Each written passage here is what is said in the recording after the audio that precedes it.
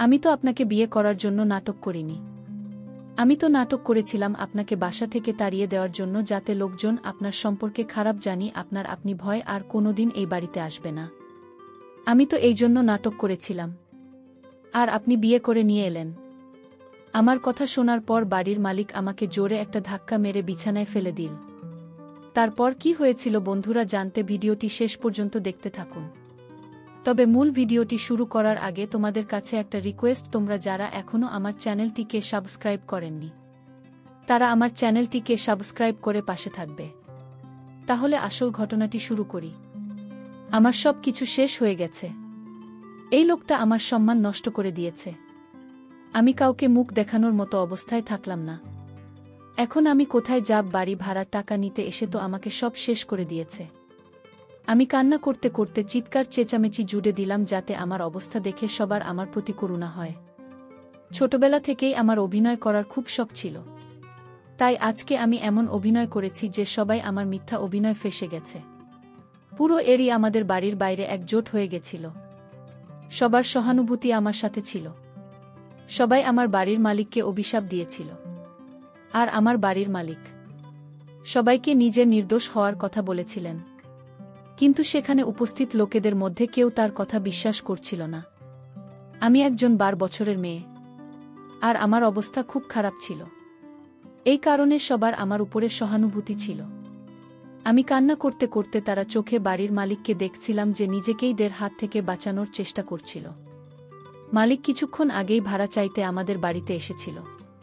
আর আমি এমন অভিনয় করলাম যে তার কাছে নিজের সম্মান বাঁচানোর কোনো রাস্তাই বাকি রইল না।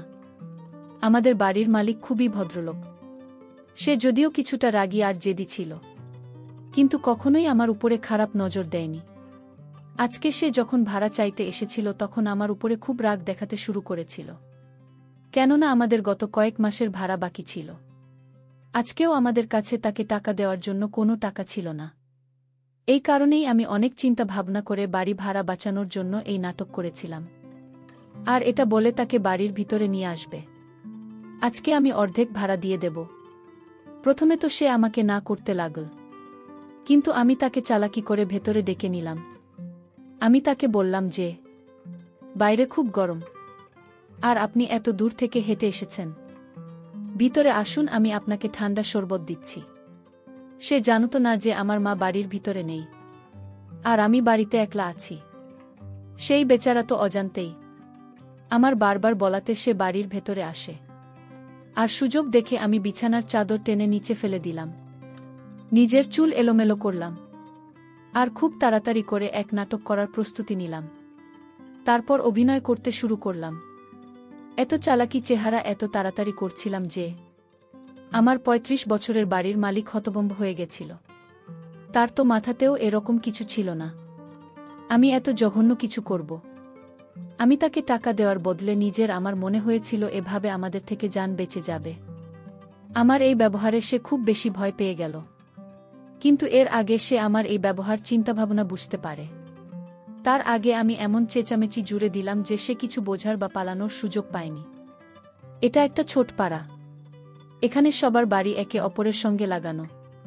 তাই আমার হালকা চিৎকারে আশেপাশের সব লোক বাড়ির বাইরে জড়ো হয়ে গেল। বাড়ির মালিক রেগে আমার দিকে ঘুরছিল। তার মুখে রং সাদা হয়ে গেছে। সে তো কখনো স্বপ্নেও ভাবেনি যে আমি এমন কোনো রকম ব্যবহার করতে পারি। এখন যখন সে বুঝতে পারে আমি তার সাথে কি করেছি, তখন সে আমাকে ধমকাতে লাগল যে যদি আমি চলনা বন্ধ না করি তাহলে সে আমাকে বাড়ি থেকে চিরদিনের জন্য ধাক্কা মেরে বের করে দেবে। কিন্তু আমি ভেবে নিয়েছি আমি তার কোনো কথাতেই ভয় পাব না। আমি তার ধমকিতে ভয় না পেয়ে ঘরের দরজা খুললাম আর চিৎকার করতে করতে বাইরে বেরিয়ে এলাম। আমার মাথার এলোমেলো চুল দেখে লোকের চোখ বড় বড় হয়ে গেল। বাইরে উপস্থিত লোকেরা আমাকে এই অবস্থায় দেখে কানে কানে কথা বলতে লাগল। আমি কান্না করে এমন হাঙ্গামা সৃষ্টি করলাম যে সেখানে উপস্থিত মহিলারা আমাকে সান্ত্বনা দিচ্ছিল। আমার উপরে তাদের করুণা হচ্ছিল। আর তারা বাড়ির মালিককে উল্টোপাল্টা কথা শোনাচ্ছিল। যার মুখে যা আসছিল সে তাই বলছিল। বাড়ির মালিককে কেউ এটা বলে ধমক দিচ্ছিল যে দেখে তো সরল সোজা আর ভদ্রলোক মনে হয়, কিন্তু যুবতী মেয়েকে একলা বাড়িতে দেখে নিজের আসল রূপ দেখিয়ে দিয়েছে। মানলাম এরা গরিব মানুষ, ভাড়া দিতে পারেনি, কিন্তু এর মানে এই নয় যে কোনো মানুষ এসে আমাদের মেয়েদের মান সম্মান হানি ঘটাবে। এই মেয়েটা শুধু এখানে না, আমাদের পাড়ার মেয়ে, তাই বাড়ির মালিকের এই জঘন্য উদ্দেশ্য ব্যাপারে আমরা চুপ থাকব না। এরা আসে এই লোক যারা আমাদের গরিব কখনো অনুভব করেনি, আর না কখনো আমাদের বাড়ির অভাবের কথা আমাদেরকে জিজ্ঞাসা করেছি।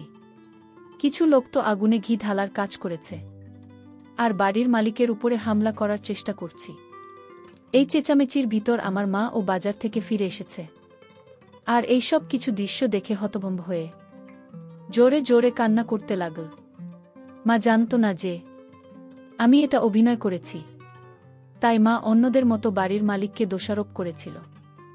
এরপরে পাড়ার মহিলারা বাড়ির মালিককে বলতে লাগল, তুই মেয়েটার সম্মানের উপর হাত দিয়েছিস, এখন এই বেচারিকে বিয়ে করবে কে? এটা তো সারা জীবন নিজের মায়ের উপর বোঝা হয়ে থাকতে হবে। তো এই অপরাধেই শাস্তি হওয়া উচিত যে তুই এখন এই মেয়েকে বিয়ে করবি আর এই বাড়ির মেয়ের নামে করে দিবি, না হলে আমরা তোর এরিয়াতে পা রাখাও মুশকিল করে দেব, আর তোর বিরুদ্ধে পুলিশের রিপোর্ট লেখান। বাড়ির মালিক সবাইকে বোঝানোর অনেক চেষ্টা করুন যে সে কিছু করেনি, ও একজন ভদ্র বিবাহিত মানুষ, কিন্তু ওর কথা কেউ শুনল না। সবাই একজোট হয়ে তার উপর এমন চাপ সৃষ্টি করল যে সে রাজি হয়ে গেল। কিন্তু এই সমস্ত নাটকের সময় আমি বিয়ের ব্যাপারে ভাবিনি।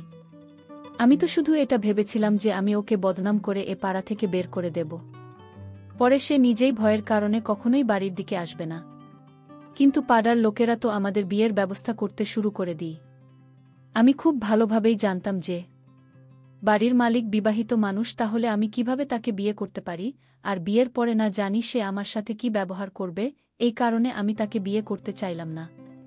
কিন্তু সেখানে যতজন মহিলা দাঁড়িয়েছিল সবাই মিলে আমাকে বোঝাতে লাগলো আর বলতে লাগলো, এখন তোকে কেউ নিজের করে নেবেন না, তো সারা জীবন বরবাদ হয়ে যাবে। তুই কিভাবে কাউকে মুখ দেখাবে বল, লোকজন কথা শোনাবে, এই জন্য এটাই ভালো হবে তুই বিয়ে করেনি। এই আমার চালাকি আমার উপরে ভারী হয়ে ফিরে এলো। আমার মা ও আমাকে বোঝাতে লাগলো, যা হয়েছে সেটা ভুলে যা, বাড়ির মালিক ভালো মানুষ, কোনো কারণে হয়তো শয়তানের খপ্পরে পড়েছে, এটাকে বিয়ে করে নে, উত্তর জীবন সুন্দর হয়ে যাবে। এমনিতেও আমরা এত গরিব, তার উপরে তোর মাথার উপরে বাবার ছায়া নেই, তারপরে তোকে এই অবস্থায় কে বিয়ে করবে? এরপর সবাই মিলে এই বিয়ের জন্য আমাদের দুজনকে বাধ্য করে দিন, আর এতগুলো লোক মিলে আমাদের দুজনের জবরদস্তি বিয়ে দিয়ে দিন। আর বিয়ের সময় বাড়ির মালিককে এই বাড়িটা আমার নামে লিখে দিতে হয়, যে বাড়ি ভাড়ার জন্য সে এতটা হাঙ্গামা করতে থাকত। নিজের এই বিজয়ের জন্য একদিকে মনে মনে খুশি হচ্ছিলাম যে বাড়ি আমার নামে হয়ে গেছে, আর এখন আমাদেরকেই বাড়ির জন্য ভাড়া দিতে হবে না। কিন্তু অন্যদিকে এই বিয়ে আমাকে টেনশনে ফেলে দিচ্ছিল না। জানি কিভাবে এই মালিকের থেকে নিজের জীবন সাজাতে পারব। আমি কিছুই বুঝতে পারছিলাম না। আমার মনে হচ্ছিল মালিক আমাকে কথা শোনাবে আর আমাকে উল্টোপাল্টা কথা বলে এখান থেকে চলে যাবে, কিন্তু সবকিছুই উল্টো হচ্ছিল। বাড়ির মালিক আমার মায়ের দিকে তাকিয়ে বলতে লাগল, এখন আপনার মেয়ে আমার বউ, এই কারণে আজ থেকে এই বাড়িতেই থাকবে, আমি ওকে আমার বাড়িতে নিয়ে যাচ্ছি। মালিকের কথা শুনে আমার হুঁশ উড়ে গেল। আমি ভাবতেও পারছি না যে এরপরে আমার সাথে কি হবে। আমার এই আইডিয়া একদমই ছিল না যে সে আমাকে নিজের সাথে নিয়ে যাওয়ার কথা বলবে, যেহেতু সে আগে থেকেই বিবাহিত, বাড়িতে তার বউ আছে।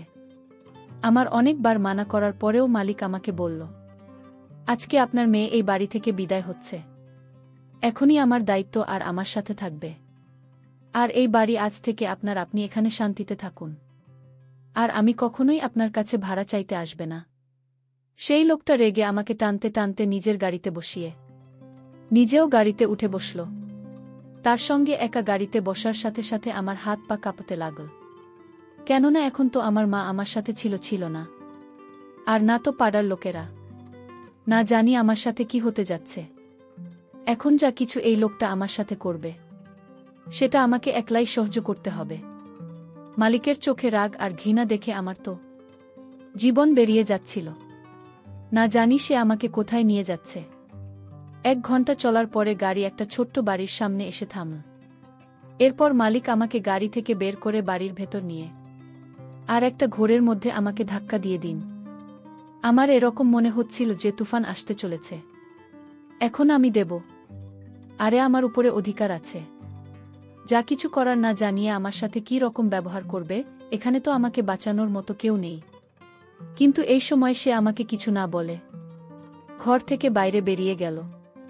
আমি খুব চালাকি করতে গিয়ে যে তামাশা খারাপ করেছিলাম সেটা শেষ হয়ে গেছে। আর এখন আমার ভয় করছিল। না জানি এখন আমার সাথে কি হতে যাচ্ছে। এই সমস্ত কথা ভেবে আমি কাঁদতে লাগলাম। সবেমাত্র আমার কান্না করার কিছু সময় হয়েছিল, তখনই ঘরের দরজা খোল আর একটা খুব সুন্দরী মহিলা ঘরের মধ্যে এসে গেল। সে এত সুন্দরী আর ফর্সা ছিল যে আমি তাকে দেখতে থমকে গেলাম। আমি প্রথম নজরে তাকে চিনে ফেললাম যে এই আমার বাড়ির মালিকের প্রথম বই। তাকে দেখে প্রথমেই আমার মাথায় যে কথাটা এল সেটা হলো যে পুরুষের প্রথম বই এত সুন্দরী, সে আমার মতো মেয়ের দিকে কে নজর দেবে। যতই সেই মেয়েটা আমার কাছে আসতে লাগল ততই আমার ভয় হচ্ছিল। না জানি আমার সাথে কেমন আচার ব্যবহার করবে। কেননা মহিলারা নিজের স্বামীকে কখনোই অন্য কোনো মেয়ের সাথে দেখতে পারে না। আর যেভাবে আজকে আমাদের বিয়ে হয়েছে তাতে তো আমার এই মেয়েটার থেকে কোনো ভালো ব্যবহারের আশাই ছিল না। হয়তো ওর বর ওকে আমার সত্যিটা বলে দিয়েছে, তাই ও জানে যে আমি কিভাবে ওর বরের উপরে মিথ্যা অভিযোগ দিয়ে তাকে ফাঁসিয়েছে আর পুরো এরিয়ার সামনে তাকে অসম্মান করেছি। তাই এখন হয়তো আমার থেকে সবকিছু বদলা নেবে। যদি সত্যি সবকিছু জানে তাহলে না জানি আমার সাথে কি করে বসবে। সে আমাকে খুব ঘুরে ঘুরে দেখছিল। কিছু সময় চুপচাপ আমাকে দেখতে থাকো। তারপরে হেসে বলতে লাগল, তুমি তো খুবই সুন্দর, কিন্তু তুমি কেমন নববধূ, তুমি তো সজনী বিয়ের কাপড় ও বনি। তার কথা শুনে আমি হতবাক হয়ে তার মুখের দিকে তাকিয়ে রইলাম। তার কথায় না তো কোনো জল ছিল আর না তো কোনো তেরচাভাবে ছিল, বরং তার মুখের উপরে হালকা হাসি লেগেছিল। তার এই হাসি আমাকে খুব অবাক করেছিল।